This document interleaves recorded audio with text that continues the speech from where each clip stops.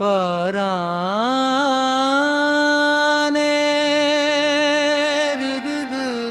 राम पाने रेडियो की सरगोशियां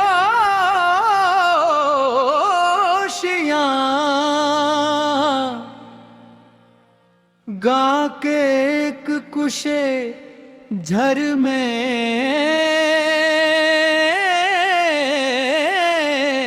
एक पुराना रेडियो रखा था। वो रेडियो अब इतना पुराना हो चुका था कि उसके किनारों का रंग इतर गया था और उसके बटन भी पहले जैसे नहीं रहे थे, मगर उसके बावजूद वो कभी कभार चल पड़ता था और अपनी मुद्दम आवाज में पुराने जमाने की यादें ताजा कर देता था।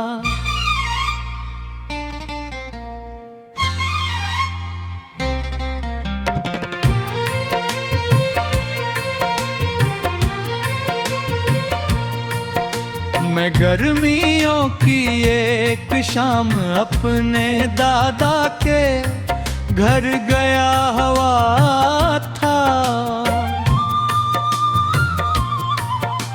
सूरज ढलने के करीब था, सहमे नीम का एक बड़ा दरख्त खड़ा था जिसका साया पूरे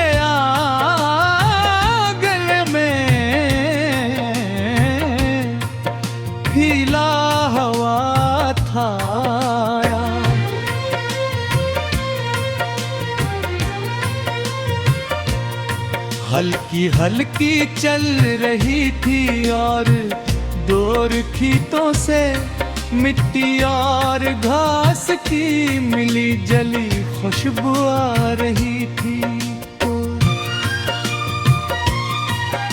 मैं सहन में रखी चारपाई पर्दा तो था के अचानक अंदर वाले कमरे से रेडियो की मुद्दम आवाज सुनाई दी। मैं हैरान हवा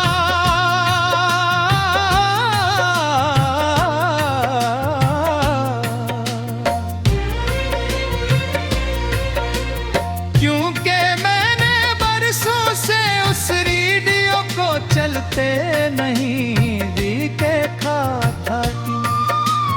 मैं अंदर गया तो देखा के दादाजी रेडियो के करीब बैठे मुस्कुरा रहे थे।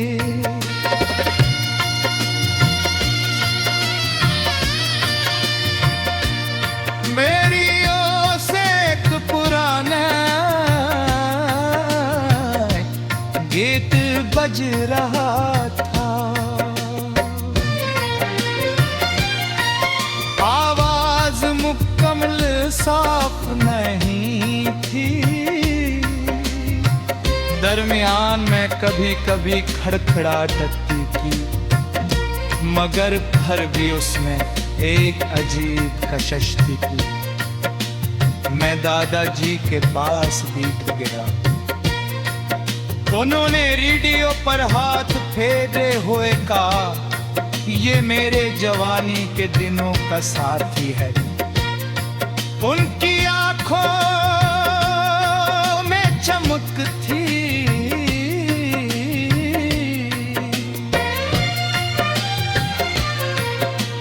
ऐसी चमक जो सिर्फ यादों के साथ जड़ी होती है।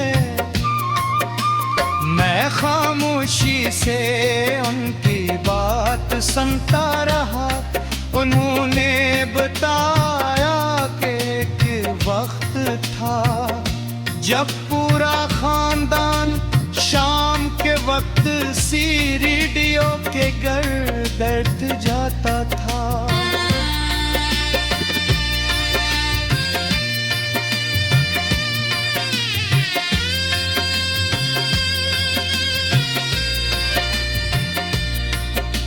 खबरें सुनने जाते, ड्रामे सुने जाते,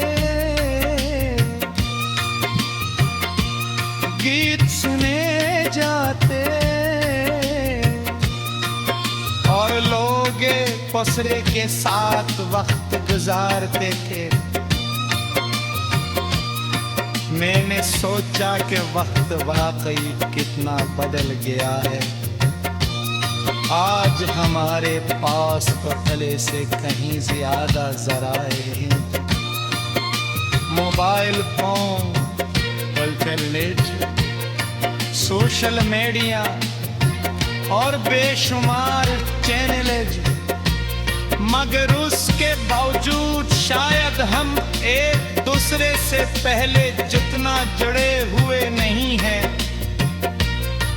पहले लोग कम चीजों में ज्यादा खुश रहते थे, आज ज्यादा चीजों में भी सुकून कम महसूस होता है।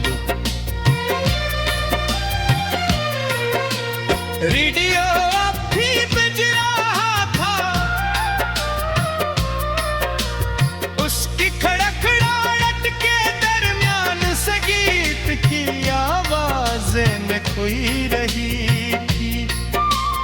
मुझे लगा जैसे वो सिर्फ मौसीकी नहीं सुना रहा